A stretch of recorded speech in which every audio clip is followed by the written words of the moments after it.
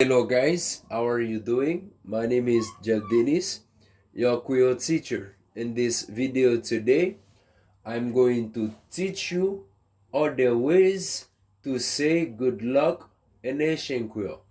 Jodi a nou pral montre ou plusieurs façons ou capable di bonne chance en anglais.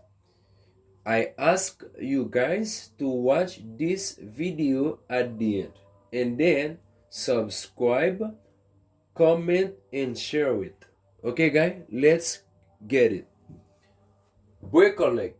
Break a leg. Break a leg signifie bonne chance. Best of luck. Best of luck. Le dit bonne chance. I hope everything will be right. I hope everything will be right. Okay? God speed. God speed. I wish you luck, all the best. Okay? I wish you luck. Okay? M souhaite ou bonne chance. All the best. Mwen souhaite ou tout sak bon pou. Finger crossed. Finger crossed. Okay? You can say like you can show a person like this. Finger crossed. Okay? Li vle di bonne chance. You were made for this. You are made for this. E kom sou te fet pou sa. Okay? You will do great. You will do great. I hope it all goes well. I hope it all, okay, goes well. Li le di m souhaite bonne chance. Blow them away.